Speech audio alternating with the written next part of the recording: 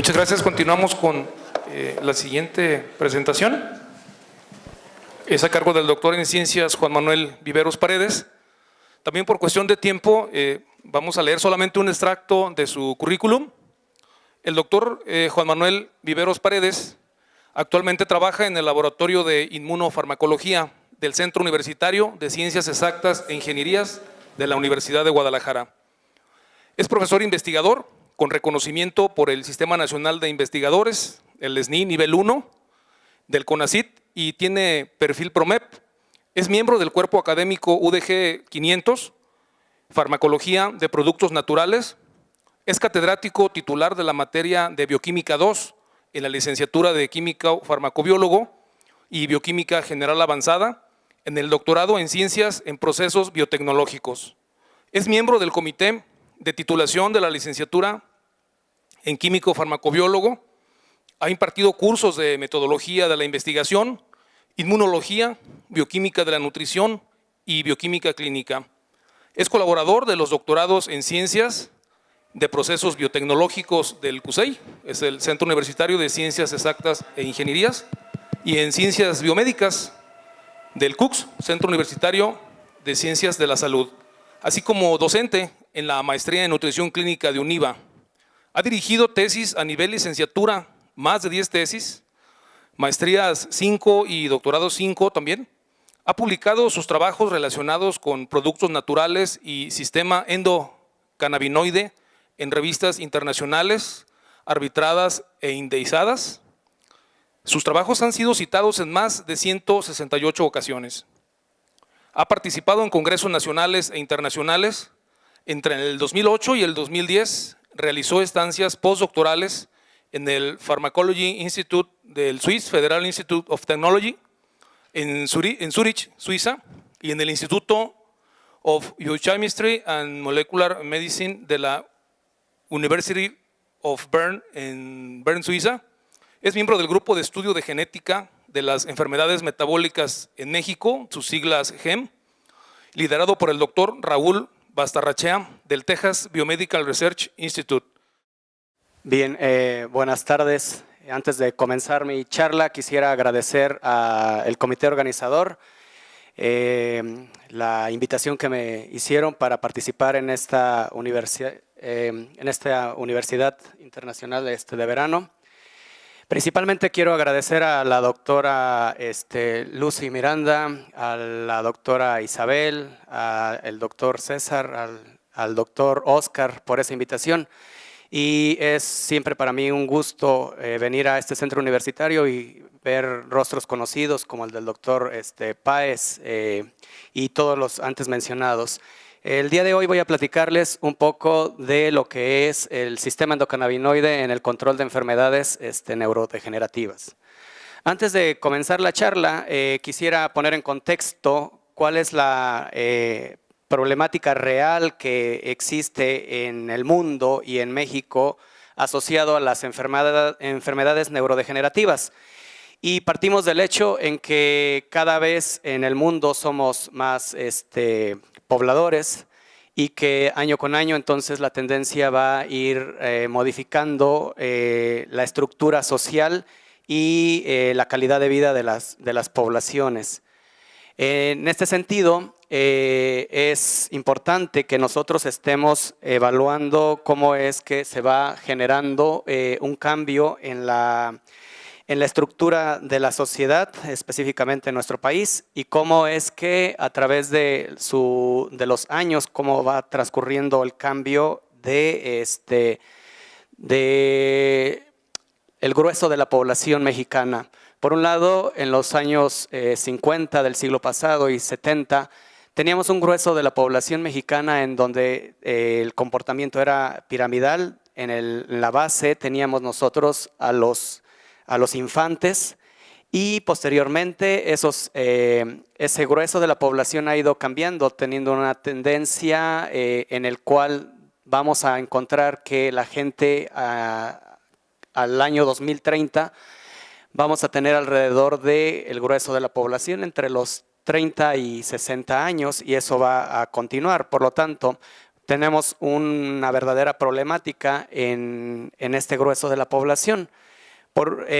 Y además también tenemos una oportunidad enorme de hacer cultura de la prevención asociado a las enfermedades neurodegenerativas, ya que el grueso de la población estará padeciendo para el 2030 quizás una gran cantidad de enfermedades crónico-degenerativas.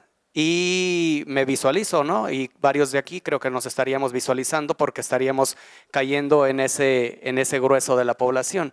Y al mismo tiempo el gobierno mexicano tendrá un problema enorme porque por un lado estarán desarrollándose todas estas enfermedades crónico-degenerativas, y si partimos del hecho de que la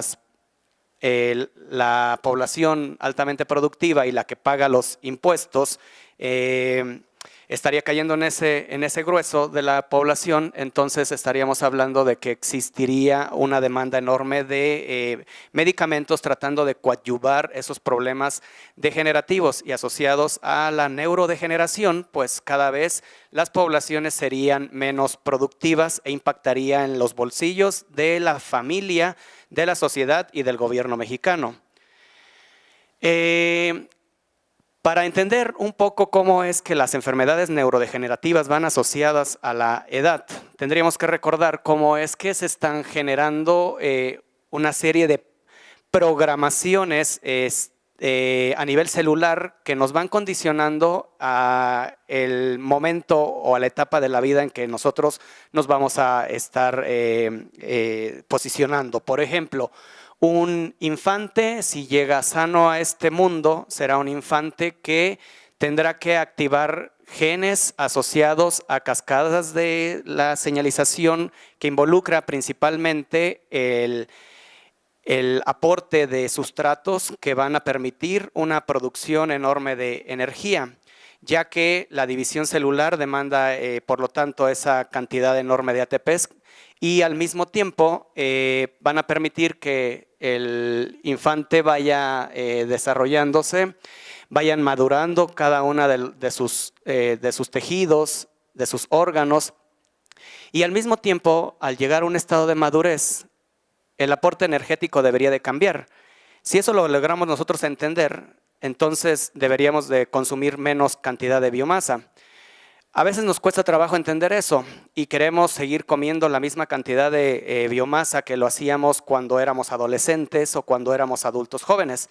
Y se nos olvida que esas reprogramaciones o esa cronobiología está dada de manera natural, y que si nosotros viviéramos quizás en una zona donde pudiéramos ir adaptándonos y desarrollar hasta llegar a un envejecimiento bien controlado, la cronobiología estaría también al mismo tiempo en homeostasis. Perderíamos de manera paulatina las capacidades funcionales órgano-específicos, pero tendríamos esas condicionantes de adaptación. Sin embargo, lo que está sucediendo en la actualidad es que somos capaces como especie de no obedecer esa cronobiología y al contrario acelerar nuestro envejecimiento, y al acelerarlo vamos a condicionar también que el deterioro órgano específico se vaya gestando, incluso a nivel de sistema nervioso. De tal manera que el envejecimiento, si yo decidiera quizás tener una vida más adaptable a la vida moderna, tendría que entender entonces que la presión, el entregar puntualmente cada uno de los indicadores que nos solicitan, el dormir a mis horas, el comer a mis horas, quizás me permitirían tener un envejecimiento altamente programado y genéticamente controlado. De tal manera que en ese envejecimiento podría estar funcionando muy bien el sistema nervioso, el sistema endocrino, el sistema inmune como principales mensajeros para mantener la homeostasis. Pero en lugar de eso, lo que estoy haciendo es acelerar mi envejecimiento y desarrollar entonces una condición de senescencia en la cual voy a tener una serie de factores que poco a poco van a estar haciendo que generemos un desequilibrio en un sitio, en un órgano específico, a nivel de hígado, a nivel de corazón, a nivel de riñón, a nivel de zonas altamente irrigadas como el cerebro. De tal manera que estas condiciones pueden generar que el ser humano pueda desarrollar prematuramente cuadros de neurodegeneración. Estudios referentes a cuál es la cantidad de enfermedades neurodegenerativas que están afectando principalmente a la población mexicana, no hay muchos. Encontré, por un lado, este ejercicio que hacen de una serie de encuestas, pero aplicadas a médicos, y cómo percibían ellos los estados de neurodegeneración en la población mexicana. Entonces, ellos decían que existían dentro de la gama de enfermedades neurodegenerativas, principalmente Alzheimer y Parkinson, como las cabezas más importantes o los puntos más críticos en las enfermedades neurodegenerativas. Sin embargo, al hacer un escaneo más profundo, pues también hay un grueso importante en la población mexicana que, según los médicos, padecen demencia senil, enfermedades cardiovasculares como accidente cerebrovascular, y problemas asociados principalmente a una acumulación masiva de sustratos en nuestro organismo, desarrollando preobesidad u obesidad, resistencia a la insulina, diabetes mellitus y sus patologías de comorbilidad, como por ejemplo el dolor neuropático. Esto hace que entonces los médicos tengan que buscar una forma de tratar de identificar cuáles son los principales problemas que pudieran identificarse en la población. La verdad es que tenemos una mala cultura de la prevención como mexicanos y nunca nos sometemos ni siquiera al escrutinio de un examen médico anual. Por lo tanto, tampoco seremos capaces de acercarnos a un psicólogo y someter a nuestro sistema nervioso a estas pruebas que normalmente ellos desarrollan de manera habitual para evaluar el nivel cognitivo y el nivel de memoria que nosotros presentamos, de memoria a corto, a mediano o a largo plazo. Y si no somos capaces de ir a visitar al médico para un chequeo de rutina y donde se acompañe esto con una estrategia de búsqueda de analitos o biomarcadores para identificar cómo es que está funcionando nuestro organismo, por lo tanto, no seremos capaces de visitar a los expertos en el área de sistema nervioso para que nos digan qué tan afectados estaríamos nosotros a nivel mental. Bien, para el paciente, las enfermedades neurodegenerativas le preocupan en demasía principalmente la capacidad que pudiera tener de movimiento. También le preocupa cuál es el pronóstico, cuál es el desarrollo de su problema neurodegenerativo. ¿Será capaz de mantener sus facultades mentales al 100%? Algunos dicen, bueno, también no puedo pensar en cómo predecir esa neurodegeneración. Porque sabemos de antemano que algunos biomarcadores son complicados de monitorear de manera rutinaria.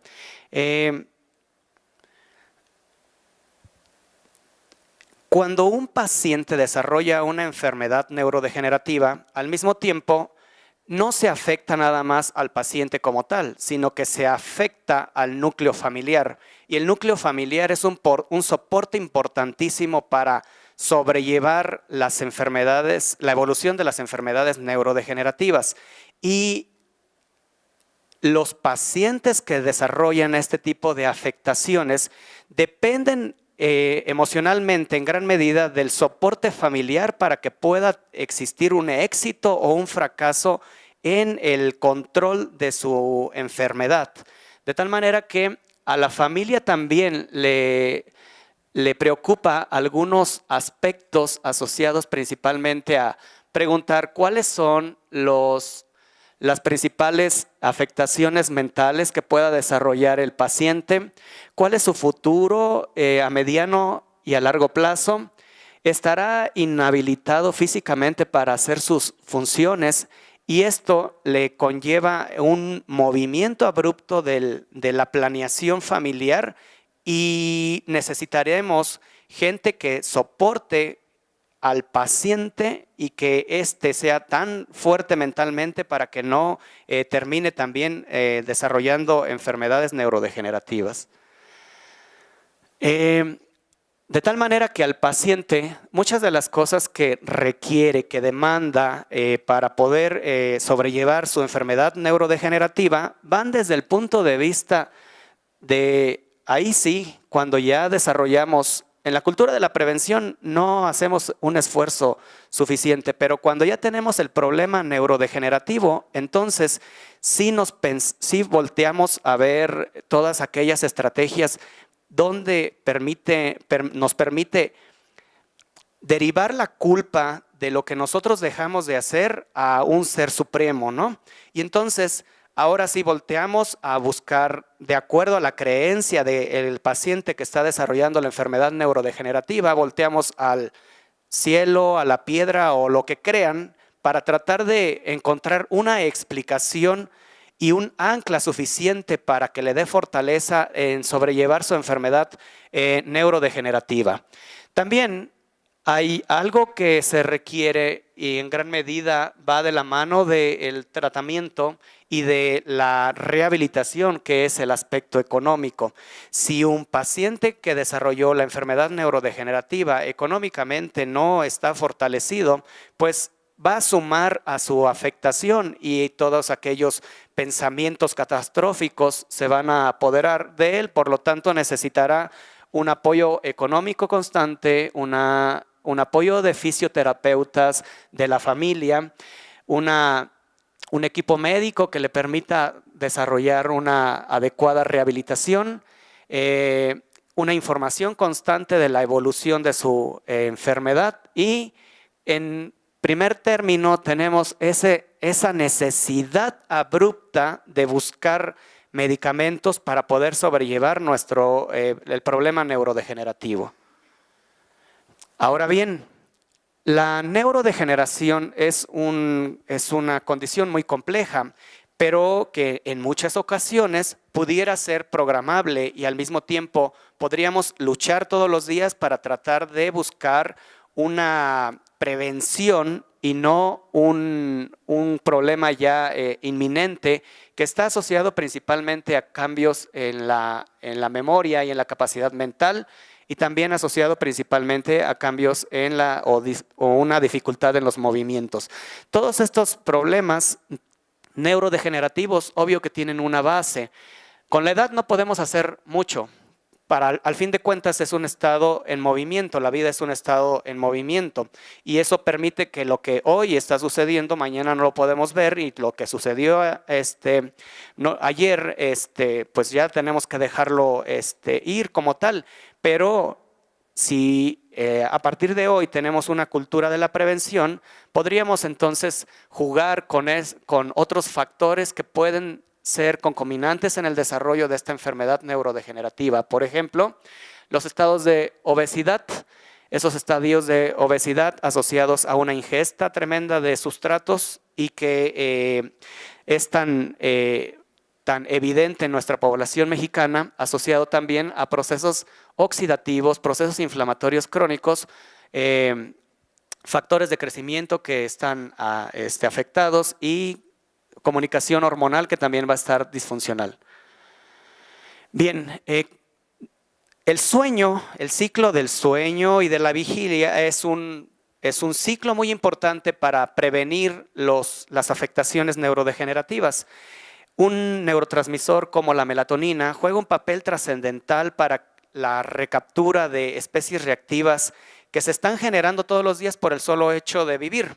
Entonces, durante el día somos capaces de producir un estrés oxidativo a nivel sistémico, pero es necesario, es fundamental que nosotros obedezcamos estas señales dependientes de melatonina para que pueda entonces nuestro organismo descansar y al mismo tiempo estar capturando todos esos radicales libres, regenerando una cantidad importante de pigmentos, por ejemplo, a nivel visual, como rodopsina o melanopsina, que son necesarios para que nosotros podamos enfrentar el nuevo día y no enfrentarlo con las gafas oscuras, porque no somos capaces de interactuar con la cantidad de fotones que nos irradia el astro rey en el nuevo día, ¿no?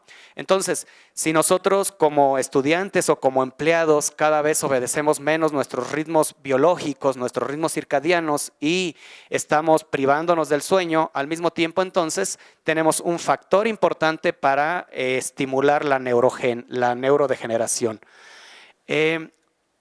Otro de los factores es a nivel hormonal. Si hay una ciclación de hormonas que depende del género y que las mujeres comienzan entre los 12 más menos 2 años a ciclar ciertas hormonas en su organismo. Al mismo tiempo los hombres también tendemos a ciclar y algunas de estas hormonas llegan a decaer de manera abrupta de acuerdo a una programación biológica. Entonces, ese factor puede desencadenar una afectación a nivel de sistema nervioso. También tenemos alteraciones a nivel molecular que involucran el desarrollo y el funcionamiento neuronal, en donde destacan principalmente factores neurotróficos y se ha observado que específicamente el factor neurotrófico derivado de cerebro se encuentra en concentraciones más bajas en pacientes que padecen enfermedades neurodegenerativas tales como el Alzheimer. Otro de los factores, la siguiente por favor, la siguiente. Otro de los factores que puede estar asociado a esa neurodegeneración sería el estrés crónico, que puede desencadenar una producción enorme de quimiosinas, factores, citocinas proinflamatorias, factores de crecimiento o proteasas que van a desencadenar una afectación de la neurotransmisión. Y con esto podría generarse una activación de todo el sistema celular que está conformando la estructura del cerebro, en donde tenemos a las neuronas que tienen que estar soportadas por la glía, por los astrocitos y por la microglia, y que una mala comunicación entre estas estirpes celulares van a dar como resultado que se pueda acelerar la senescencia. Los radicales libres son parte de nuestra vida diaria. Prácticamente entonces, si estamos vivos, somos capaces de producir radicales libres. Y esos radicales libres todos los días tienen que ser capturados. Al ser capturados esos radicales libres, entonces permite que la célula pueda mantener su equilibrio o su homeostasis.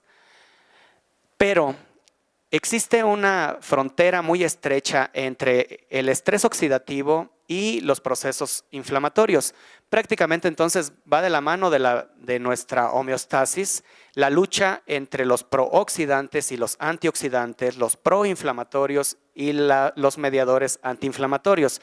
Esa lucha nos mantiene vivos al fin de cuentas. Cuando ese yin-yang entre estos componente se pierde, entonces es cuando se va instalando una modificación en la comunicación de neuronas con la microglia y con el astrocito.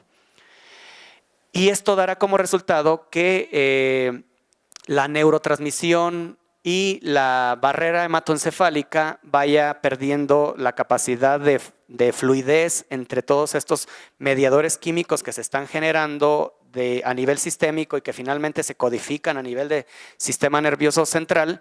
Entonces, esa barrera se va perdiendo esa capacidad de interacción entre las células del endotelio vascular, el astrocito, la microglia, la neurona, y entonces cada vez será más difícil que que los sustratos puedan llegar hasta la neurona y que esa neurona sea capaz de producir su energía, generando con esto un déficit de ATPs y por lo tanto unas neuronas con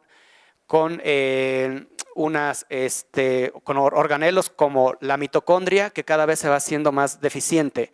Una de las razones más importantes de la mitocondria es precisamente las reacciones redox, y cuando los complejos de la cadena de electrones no están siendo abastecidos, entonces se va a generar un estrés oxidativo que va a ir mermando las capacidades funcionales de la neurotransmisión.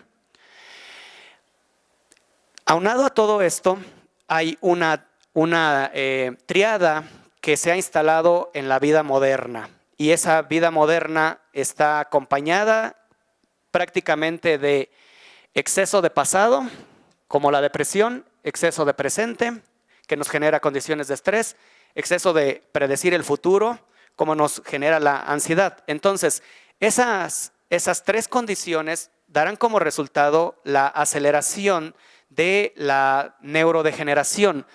Y sumado a todo esto, tenemos entonces una vida moderna que se combina con un excedente de sustratos, y esos excedentes de sustratos tendrán que ser almacenados, y el almacenamiento constante de esos sustratos en forma de lípidos generará que ácidos grasos libres las 24 horas del día estén en mayor concentración en torrente sanguíneo, inhibiendo de manera paulatina la capacidad de la barrera hematoencefálica para permitir el flujo constante de neurotransmisores, neuropéptidos y sustratos hasta el cerebro.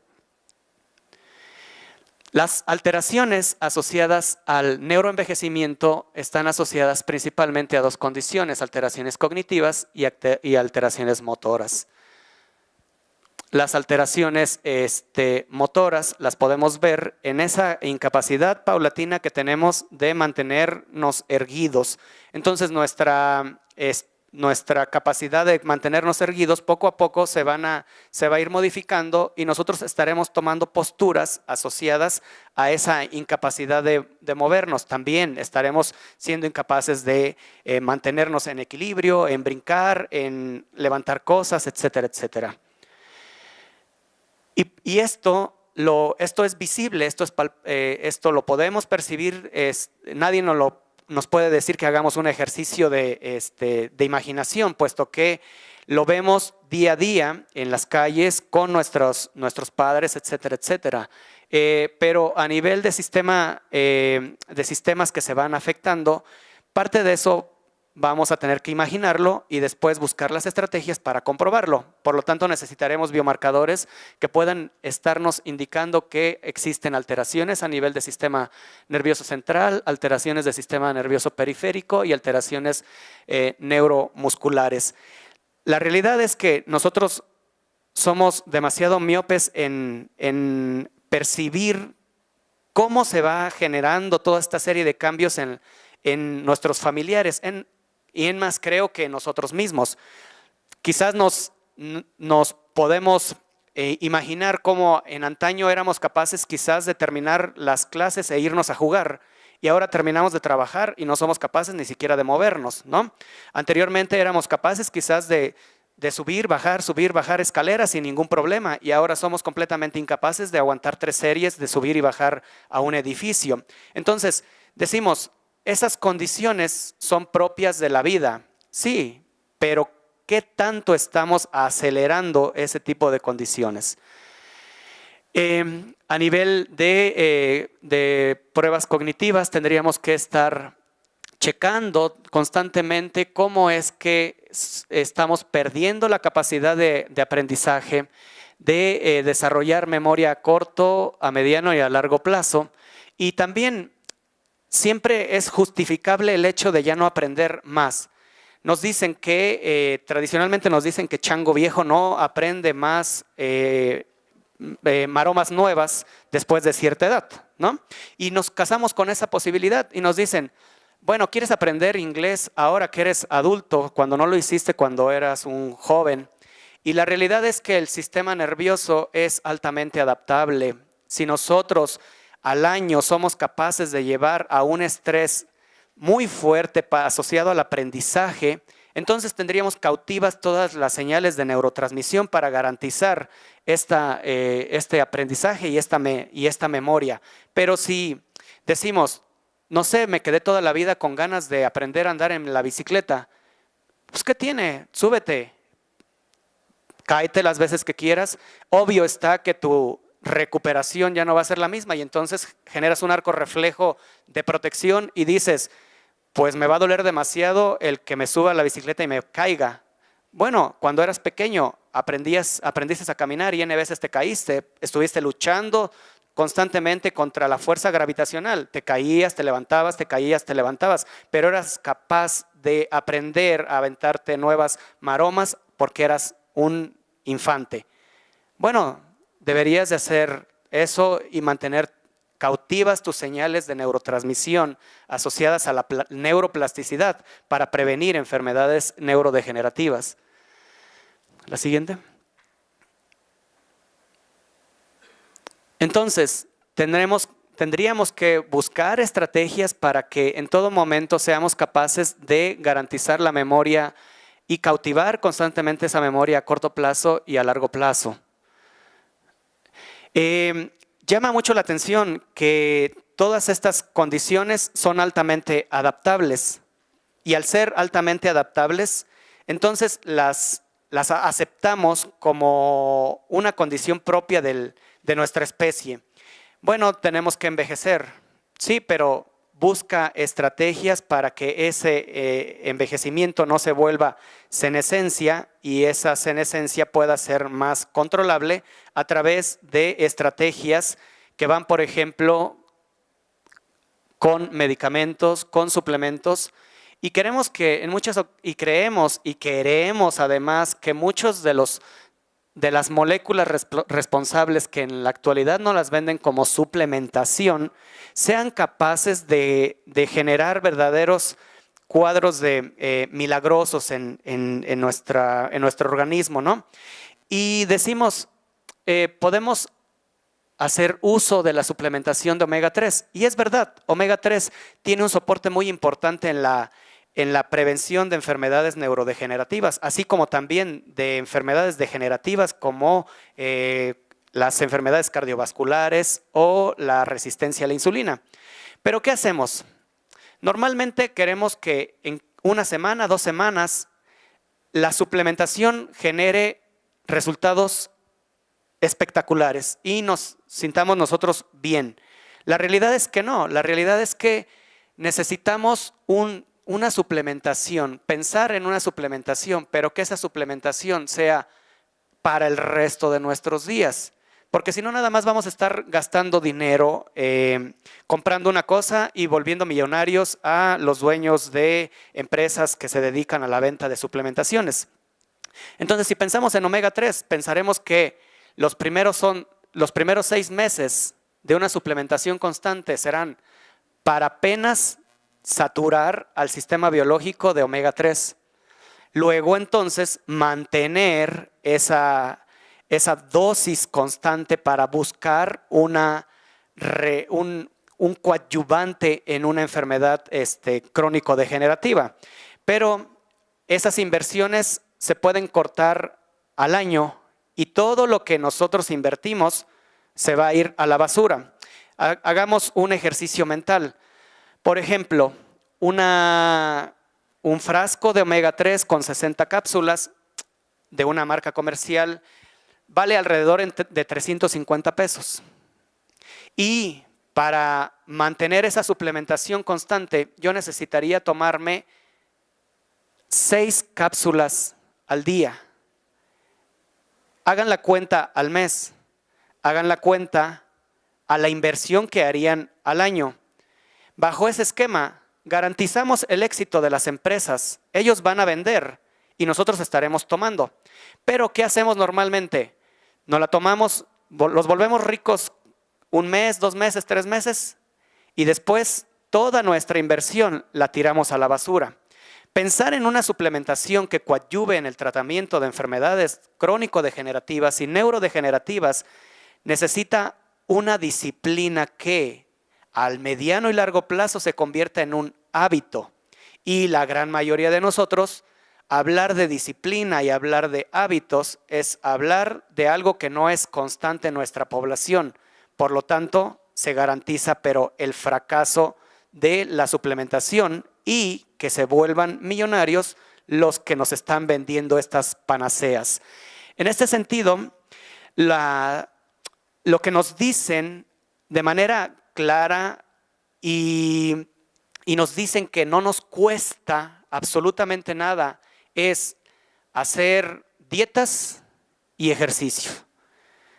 Pero partimos del hecho de que nuestros sistemas biológicos no están capacitados para renunciar a la glucosa o a los azúcares y para movernos.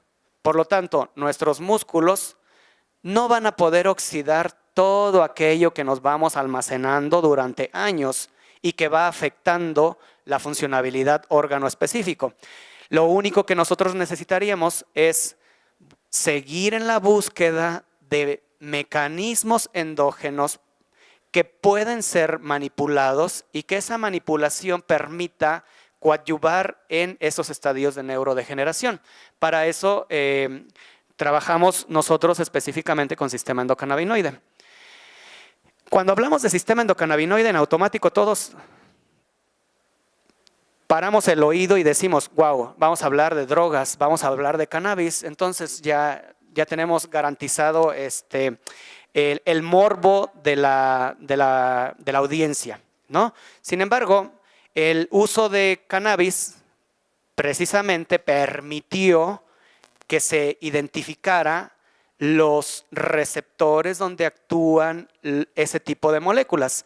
Y si a través de la evolución de nuestra especie hicieron una selección de plantas y dentro de esas plantas encontraron a cannabis como una de las principales plantas con efectos recreativos y efectos farmacológicos, pues entonces se abrió esta ventana importante de investigación para identificar de qué estaba conformado toda esa farmacología, qué es lo que conllevaba toda esa farmacología asociada al consumo de cannabis, donde entonces se podría observar que los individuos que consumían esto generaban estadios de hipotermia, de catalepsia, de analgesia, de hipomotilidad, de una ingesta excesiva de alimento y que entonces decían, después de cierto tiempo de estar consumiendo de manera constante cannabis, vas a engordar, ¿sí? Y también en ese momento identificarías que la neurotransmisión cambiaría y tendrías condiciones de cese de ansiedad, de cese de estrés y te podrías volver un poco más creativo. Pero va de la mano de la búsqueda entonces de cada uno de los componentes que permiten esa farmacología. El sistema endocannabinoide está formado de receptores clásicos y receptores que poco a poco se han estado identificando. Los receptores clásicos del sistema endocannabinoide son el receptor cannabinoide tipo 1 y el receptor cannabinoide tipo 2, que tradicionalmente se decía que estaban expresados principalmente en sistema nervioso y el receptor cannabinoide tipo 2 en la periferia. Hoy en día que sabemos que la microglia expresa una alta cantidad de receptores cannabinoides tipo 2 y que las neuronas expresan una gran cantidad de receptores cannabinoides tipo 1. Sin embargo, pueden estar presentes ambos, pero en mayor expresión unos que otros. También se encuentran los TRPV1 o receptores vaniloide que tienen la capacidad de reconocer moléculas cannabinomiméticas. También tenemos receptores huérfanos y tenemos los receptores de la familia de activadores de la proliferación del peroxisoma o PPAR que también tienen la capacidad de interactuar con cannabinomiméticos. ¿Qué son los cannabinomiméticos o ligandos? Los ligandos son todas aquellas moléculas que son capaces de interactuar con los receptores antes mencionados. Existen tres tipos de cannabinomiméticos: endocannabinoides, fitocannabinoides y cannabinoides sintéticos. Entonces, somos capaces de producir nosotros moléculas liposolubles a demanda que pueden interactuar con los receptores cannabinoides.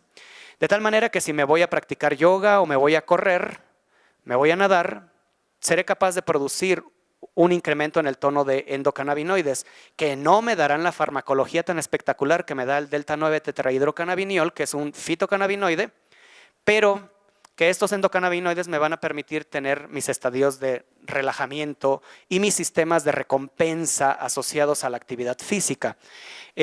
Vamos a tener enzimas que promueven la síntesis de endocannabinoides y enzimas que promueven la hidrólisis de los cannabinoides, principalmente de los endocannabinoides. Entonces, llevamos 3 componentes. Tenemos un sistema encargado de la recaptura de endocannabinoides y permitir un incremento de estas moléculas a nivel endógeno.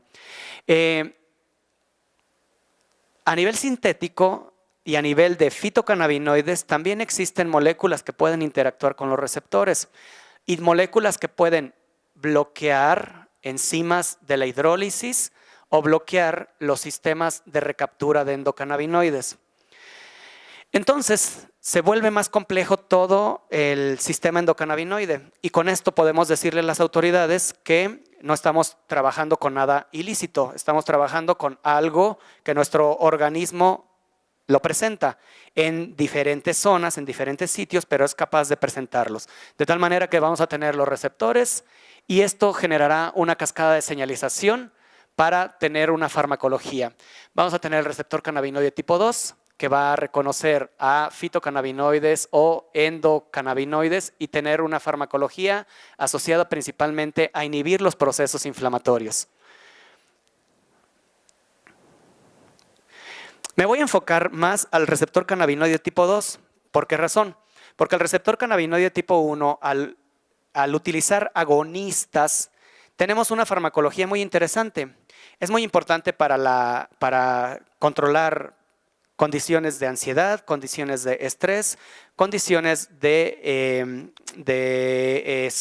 dolor, pero genera muchos efectos farmacodependientes. El receptor cannabinoide tipo 2, a diferencia del tipo 1, el uso de agonistas no está asociado a una farmacodependencia tan espectacular como sucede con los agonistas al receptor cannabinoide tipo 1. De tal manera que se vuelve un blanco importante en la búsqueda de ligandos a estos receptores para el control de procesos inflamatorios. La siguiente, por favor. En el caso de agonistas al receptor cannabinoide tipo 2, se ha observado que tienen la capacidad de inhibir moléculas asociadas a procesos inflamatorios, tales como el factor, el TNF-alfa, que se ve inhibido con el uso de agonistas al receptor cannabinoide tipo 2 en un modelo de inducción de inflamación por la administración del lipopolisacárido. Lo mismo sucede cuando se evalúa la interleucina 1 beta, hay un incremento por la estimulación o la presencia del lipopolisacárido, la cual es revertida con el uso de agonistas al receptor cannabinoide tipo 2. Y la interleucina 6, otro mediador de inflamación, también es modulado a través del uso de agonistas al receptor cannabinoide tipo 2. Por sentido contrario, moléculas antiinflamatorias como la interleucina 10 se incrementan en presencia de agonistas al receptor cannabinoide tipo 2 y modelos de inflamación donde se administra el lipopolisacárido. Factores neurotróficos como el BNDF y el GNDF también se encuentran incrementados con el uso de estos agonistas.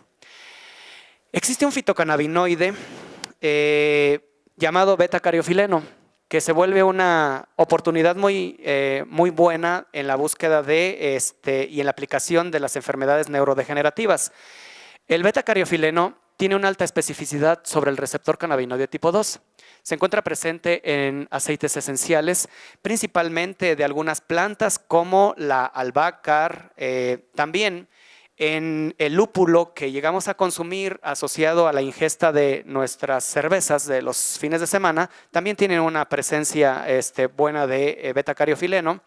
Obvio que cannabis también lo presenta, la marihuana también lo presenta, y también lo tenemos presente, por ejemplo, en la planta que generalmente se cultiva y se utiliza en las ofrendas de Día de Muertos.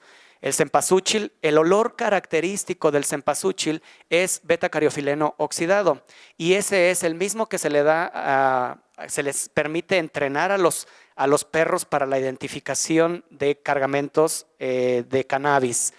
Esta molécula, al tener esa especificidad sobre el receptor cannabinoide tipo 2, nos permite entonces buscar una aplicación asociada a backgrounds de inflamación.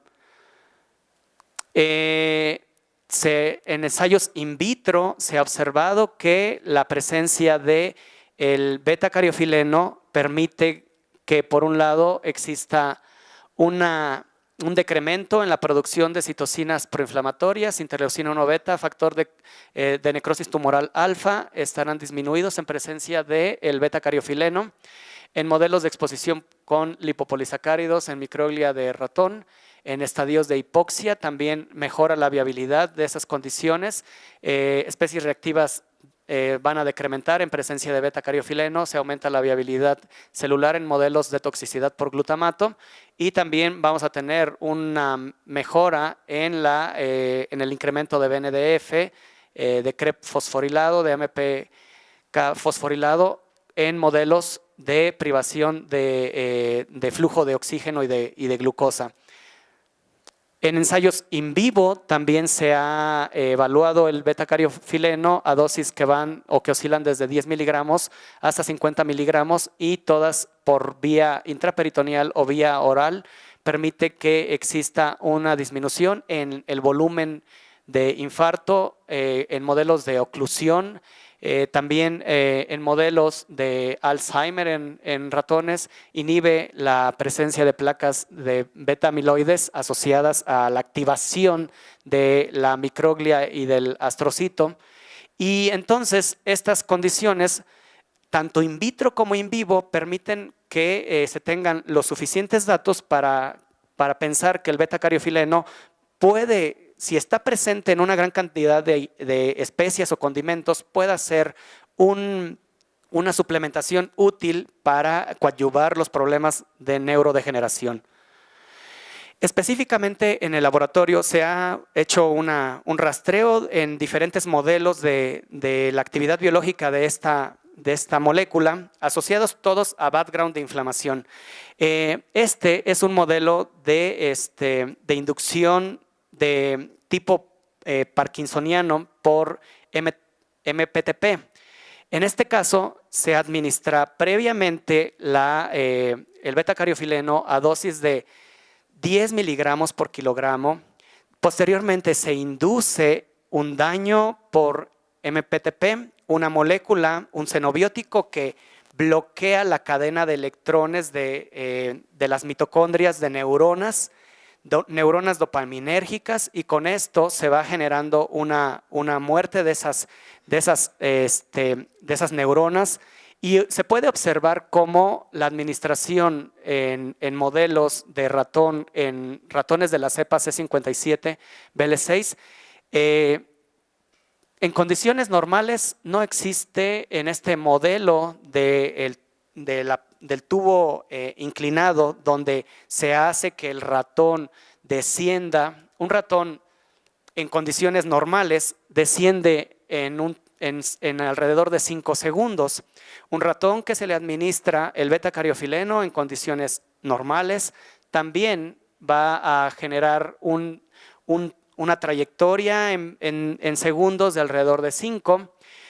Si se utiliza un antagonista al receptor cannabinoide tipo 2, no hay una afectación importante en esta prueba, pero si se induce el daño por MPTP, entonces el descenso de estos ratones por este tubo será alrededor de 15 segundos, Cuando se administra el beta-cariofileno como protector del daño por MPTP, observamos que no hay diferencias con respecto a los controles, y cuando se usa un antagonista, media hora después se administra el agonista al receptor cannabinoide tipo 2 y posteriormente se induce el daño. Observamos entonces que el efecto del beta-cariofileno pues es mediado por este receptor cannabinoide tipo 2. Lo mismo se hace con pruebas como hacer que el ratón camine por una trayectoria definida y se cheque la distancia de las zancadas de las extremidades superiores, de las extremidades inferiores, y podemos observar que en los ratones que se les induce el daño, pues el caminar se hace cada vez más corto, asociado a este modelo murino de Parkinson, que obvio no tiene una asociación directa con lo que sucede en el humano, pero es una estrategia útil que nos permite evaluar farmacológicamente este efecto del beta-cariofileno, que es revertido en la condición de daño, y que el uso de antagonistas afecta este resultado, no llegando a andares más óptimos, como observamos con la administración de 10 miligramos por kilogramo de esta molécula. Lo mismo sucede, pero ahora con una barra que está posicionada de manera vertical, en donde hacemos que vaya caminando el ratón y se va observando cómo es esa trayectoria, quién puede hacer una trayectoria más rápida, una trayectoria cada vez más lenta, y observamos que en presencia de beta-cariofileno, pues el ratón es capaz de hacer esta prueba en un tiempo casi igual que el control, no así en los ratones que se induce el daño. Para ver si la afectación era sitio específico a nivel de neuronas dopaminérgicas, se utiliza un marcador que es la tirosina hidroxilasa, y podemos observar que existe un daño evidente por la administración de MPTP, y hay un control o una prevención de ese daño cuando se administra el beta-cariofileno, y cuando se utilizan el modelo farmacológico de antagonismo, agonismo y daño, podemos observar que la condición no es revertida, por lo tanto el beta-cariofileno está ejerciendo una función muy importante en la prevención de este daño a neuronas dopaminérgicas. La densidad de ese daño también podemos observarlo en estas condiciones donde el marcaje nos permite identificar que MPTP está ejerciendo esta afectación. La siguiente, por favor. Se evalúa el número de astrocitos y el número de microglia, y podemos observar que hay una activación considerable de la microglia cuando se induce el daño. Por lo tanto, podemos darnos una idea de que un proceso inflamatorio es evidente, y con la administración de este beta-cariofileno se inhibe la activación de estas células de microglia. La siguiente, por favor. Lo mismo, la anterior, gracias. Lo mismo sucede con el astrocito, hay una activación en estas dos condiciones, hay un control en la presencia de beta-cariofileno. La siguiente. Y cuando se evalúan citocinas proinflamatorias a nivel sistémico y a nivel local, podemos encontrar nosotros que a nivel sistémico no se refleja en plasma un incremento de citocinas proinflamatorias como la interleucina 6, la interleucina 1 beta o el factor de necrosis tumoral alfa. Sin embargo, cuando se hace un extracto de proteínas a nivel de cerebro, podemos observar entonces que las citocinas proinflamatorias se incrementan como marcadores al daño por MPTP, y hay una disminución de la excreción de esas citocinas proinflamatorias cuando se administra el beta-cariofileno. El beta-cariofileno entonces puede darnos luz en una condición aguda. Sin embargo, explorando un poco más respecto a la farmacología de este beta-cariofileno, nos hemos dado cuenta que la administración crónica de este fitocannabinoide también puede inducir una activación de, por ejemplo, células beta de islotes pancreáticos. Y si yo no tengo necesidad de excretar grandes cantidades, por ejemplo, de insulina, la suplementación con beta-cariofileno en una condición de un sistema biológico sano podría generar efectos negativos, pero en una condición de un sistema biológico comprometido por una enfermedad neurodegenerativa o una condición fisiopatológica crónica degenerativa, entonces bajo ese esquema es importante la suplementación con este fitocannabinoide. Y lo más recomendable para la prevención de enfermedades neurodegenerativas, pues es entonces polarizar la prevención en varios sentidos. Por un lado, tenemos que voltear realmente a tener una alimentación más sana, en donde tengamos un aporte considerable de macromoléculas, pero también de micromoléculas. No tenemos que estar pensando nada más en subsanar las necesidades día a día de proteínas, carbohidratos y lípidos, sino tenemos que pensar en consumir una mayor cantidad de micromoléculas que estén asociadas, por ejemplo, a prevención de efectos antioxidantes, a la inhibición de la vía del ácido araquidónico, a la activación de los receptores activadores de la proliferación del peroxisoma. Pero eso casi siempre queremos pensar en la suplementación. No tendríamos que pensar en la suplementación, tendríamos que pensar en un cambio de estilo de vida en la alimentación y retar a nuestras papilas gustativas por lo menos una vez a la semana a consumir algo completamente nuevo, porque eso permite que también nosotros mantengamos esa neuroplasticidad. Sin embargo, si todos los días vamos a comer tamales o todos los días vamos a comer nuestras quesadillas porque es lo único que nos gusta, vamos a hacer que nuestra neuroplasticidad día a día se vaya deteriorando, ya que sabemos de antemano cuáles son los canales que tenemos para mantener esa neuroplasticidad, y es de acuerdo a nuestros sentidos, del gusto, del olfato, del oído, de la vista, del tacto.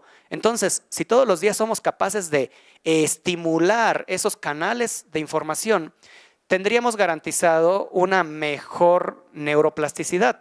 Si eso lo podemos cambiar con mantener en el día a día un aporte considerable de gasto de sustratos a través de la actividad física y decirle adiós a nuestra vida sedentaria, le ayudaría bastante a nuestro organismo para mantenernos en homeostasis.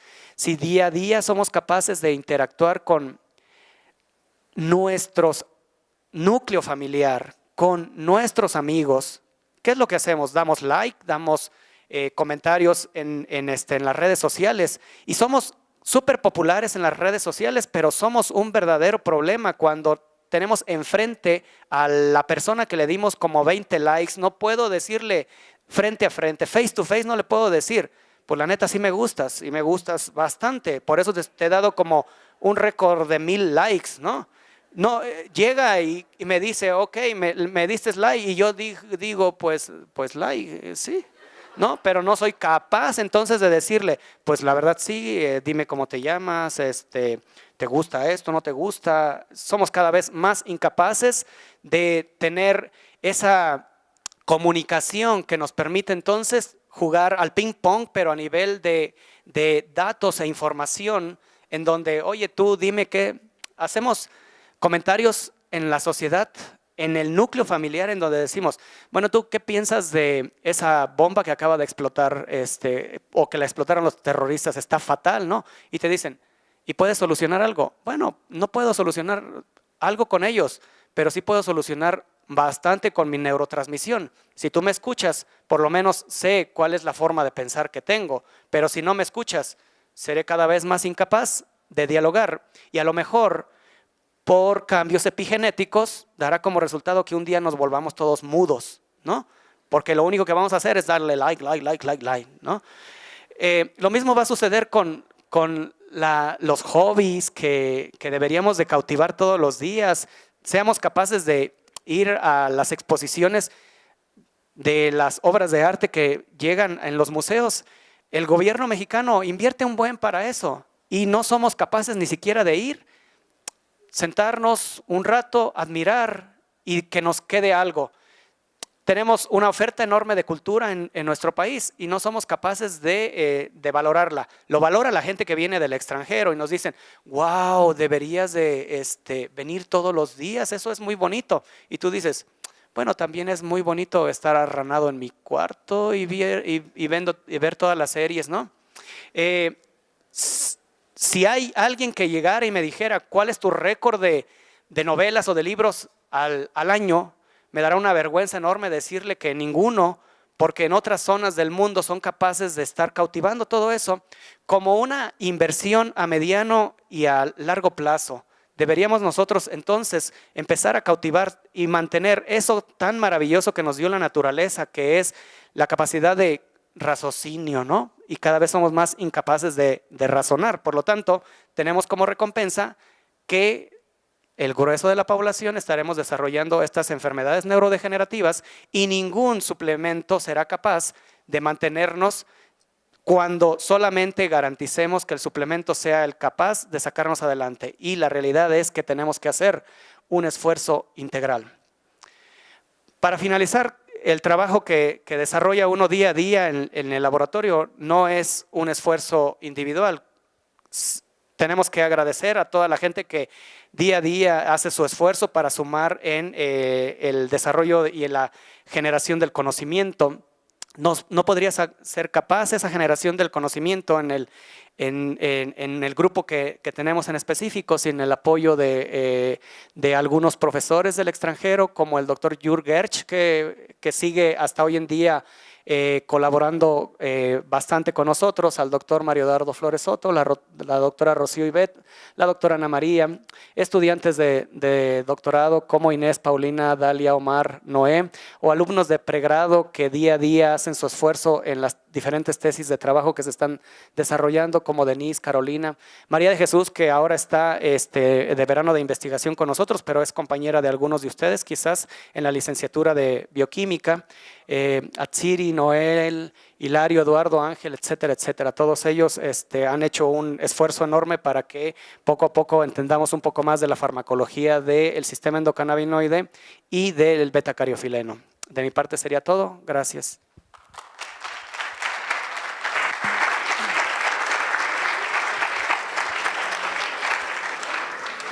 Agradecemos mucho al doctor Juan Manuel Viveros Paredes su participación en este segundo simposio y por cuestiones de tiempo vamos, y con su permiso doctor, vamos a abrir una pequeña serie de preguntas con la misma mecánica. Por allá está la compañera Sol y de este lado Isabel. Levantar la mano si alguien gusta hacer alguna pregunta al doctor Juan Manuel.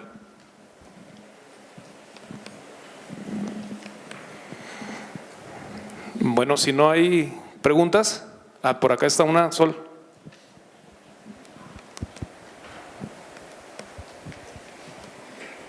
Doctor, muy interesante su plática. ¿Se sabe cuál es el mecanismo por el cual el sistema endocannabinoide puede regular la cantidad de inflamación que se genera? O sea, ¿hay una vía, interfiere con las enzimas que promueven el cambio de la proforma a la forma activa? ¿Se sabe algo? Sí, específicamente a nivel de receptores cannabinoides tipo 2, la modulación que se tiene en microglia y lo hace principalmente desactivando el factor nuclear kappa B, ¿no? Es uno de los principales mecanismos que se tienen para que como consecuencia de esto las moléculas proinflamatorias dejen de producirse y el proceso de quimiotaxis asociado a la inflamación se regule.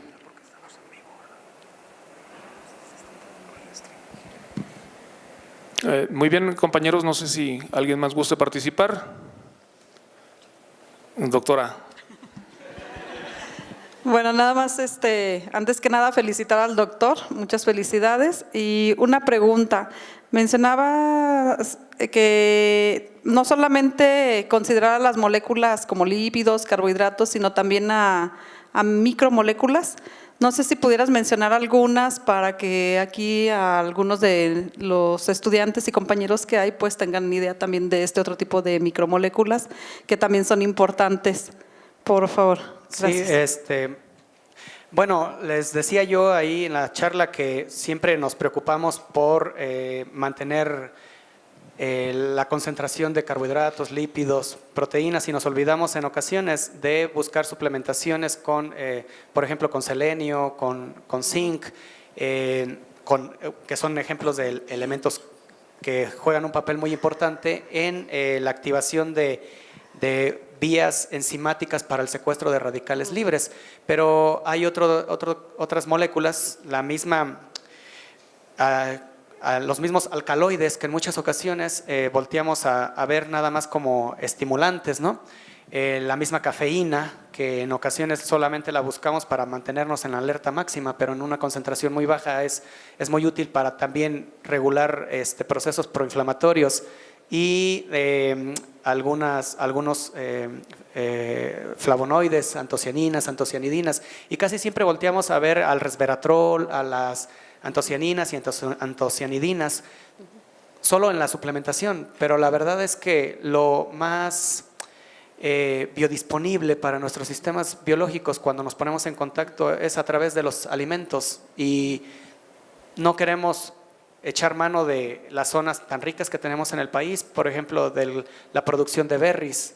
Esos berries se exportan a otras latitudes del mundo cuando tenemos aquí la posibilidad de consumir muy frescas las fresas, los arándanos, pero para nuestras papilas gustativas a veces es desagradable consumir ese tipo de alimentos y le tenemos que echar azúcar y crema para que puedan entonces soportarlo nuestras papilas gustativas, ¿no? Y le cesamos el efecto benéfico del consumo de este tipo de alimentos y no volteamos a la ingesta de vegetales porque como cultura desde chicos nuestros padres no quisieron lidiar con nosotros cuando llorábamos, cuando nos daban esos vegetales, ¿no? Y mejor nos daban papitas y eso nos hacían felices. Y hoy en día igual no podemos dejar de comer solo una. Los dulces. Sí. Bueno, continuamos. Sí. Bueno, muchas gracias, doctor. Agradecemos. El doctor Páez, perdón.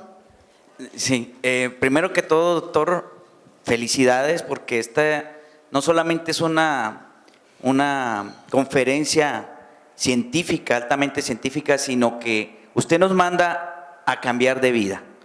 Es una conferencia de cambiar un estilo de vida que tenemos para evitar enfermedades que como usted bien dice, la prevención, si todos los países tuvieran prevención, ahorraríamos mucho dinero, porque en gasto de enfermedades de este tipo hay demasiado dinero involucrado. Y la prevención yo creo que es más barata.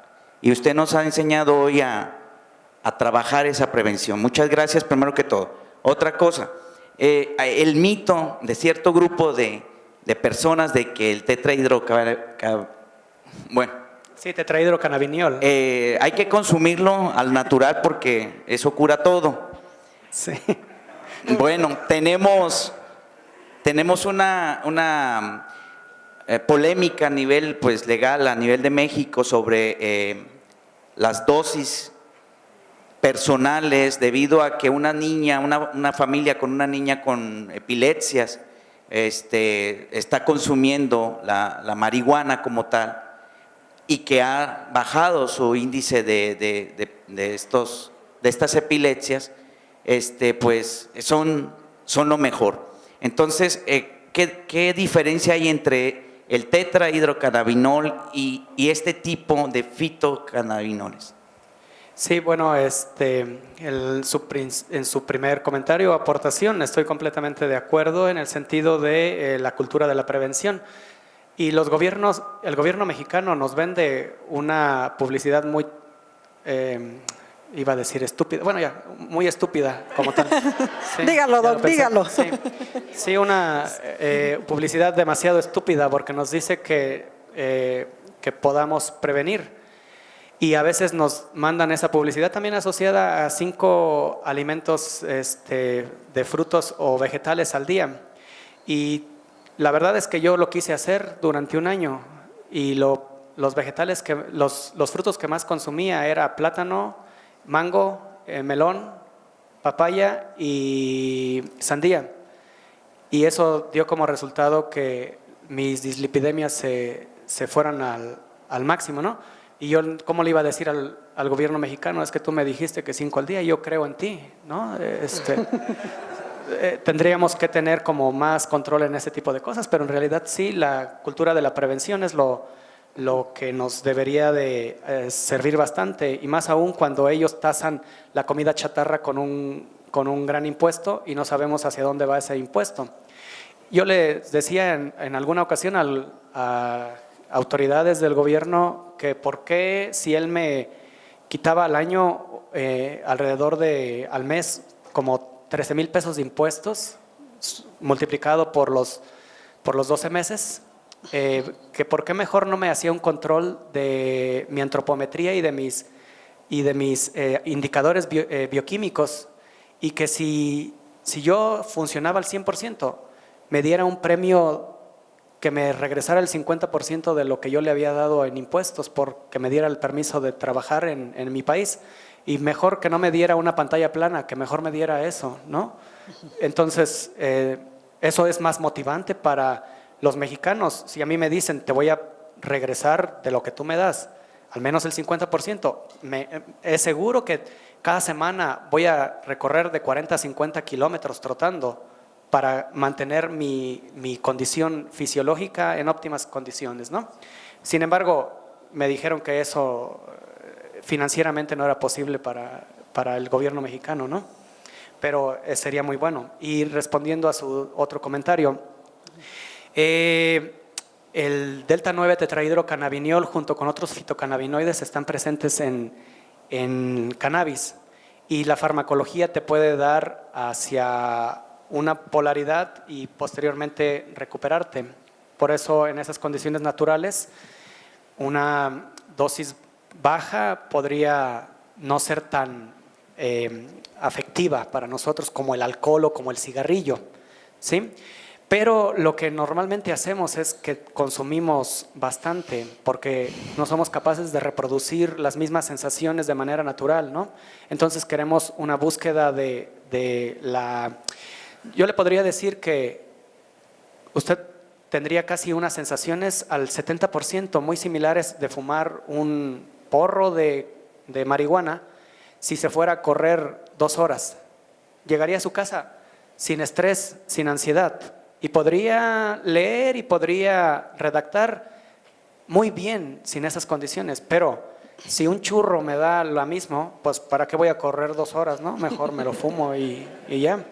El problema es usar agonistas del receptor cannabinoide tipo 1, pero si usamos agonistas del receptor cannabinoide tipo 2 o activadores o desactivadores, mejor dicho, del sistema de recaptura, eso permitirá entonces que nosotros tengamos una farmacología más útil y menos farmacodependencia. Y también los jóvenes que sufren de una condición enorme de ansiedad, porque como en la charla les decía, la ansiedad está asociado al exceso de saber qué es lo que va a suceder en el futuro, ¿no? Y no vivir el presente tal cual, ¿no? Entonces eso siempre a los jóvenes les pega mucho porque son un saco enorme de hormonas que no están siendo bien controladas. Si nosotros les damos las pautas para usar todas esas hormonas y los ponemos a trabajar, ténganlo por seguro que no necesitarían fumar absolutamente nada, ¿no? Pero el detalle es que ellos hoy en día no tienen un sistema de recompensa asociado a todo lo que hacen. Si estudio, ¿cuál va a ser lo que voy a ganar? Si hago ejercicio, ¿qué voy a ganar? Si le ayudo a lavar los trastes a mi mamá, ¿qué voy a ganar? Nada de eso está como bien identificado, y entonces ahora no hacen absolutamente nada, ni siquiera estudiar. Algunos. Bueno, muchas gracias. Agradecemos al doctor Juan Manuel. Creo que nos deja un gran mensaje a desarrollar nuestra plasticidad cerebral, que es algo muy importante. Y bueno, pues ahora a continuación, la Universidad de Guadalajara, a través del Centro Universitario de los Lagos, otorga la presente constancia al doctor Juan Manuel Viveros Paredes por su participación como ponente en el segundo Simposio Internacional en Ingeniería Bioquímica, con la ponencia en el sistema endocannabinoide en el control de las enfermedades neurodegenerativas, efectuada el día de hoy, en el marco de la Universidad Internacional de Verano. Agradecemos al doctor y le agradecemos con un fuerte aplauso. Gracias. Muchas felicidades.